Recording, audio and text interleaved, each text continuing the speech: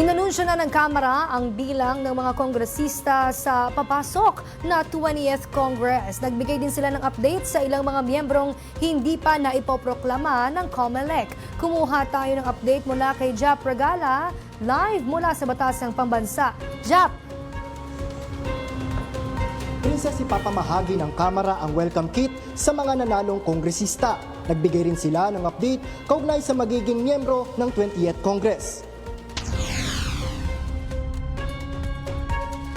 Kansilado na ang pagkakaproklama kay Representative Joey Uy ayon sa Commission on Elections o COMELEC 2nd Division. Ito'y matapos mapawalang bisa ang Certificate of Candidacy o COC ni Uy dahil sa kawalan ng pagpapatunay na siya ay ipinanganak sa Pilipinas. Idineklara ng COMELEC na si Bienvenido Benny Abante Jr. ang uupo bilang kinatawan ng Manila 6th District. Batay sa datos ng COMELEC, si Abante ang kwalipikadong kandidatong nakakuha ng mataas na boto kasunod ni Uy. Nakahanda na rin ang welcome kit na matatanggap ni Abante oras na siya'y maproklama. Ayon kay House Secretary General Reginald Velasco, ang COMELEC Anbang pa rin ang mag-aanunsyo para tuluyang mapabilang si Abante sa 20th Congress.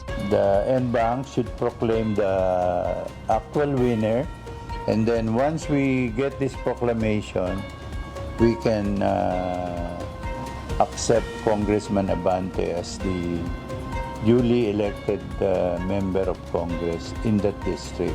Matatandaang nagsumite ng petisyon si Abante kung saan ay si Uy umano ay hindi natural-born citizen ng bansa. Taliwas ito sa Article 6, Section 6 ng 1987 Constitution na dapat ay natural-born citizen ang lahat ng uupong kongresista.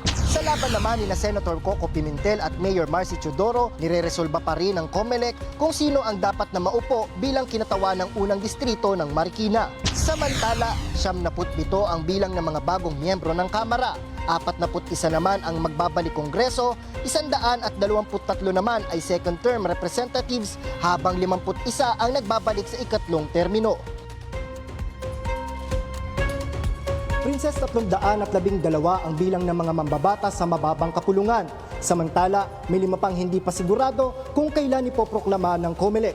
At yan muna ang latest update dito sa Kamara. Para sa totoong balita sa Bagong Pilipinas, Jap Regala, Congress News. Maraming salamat, Jap Regala.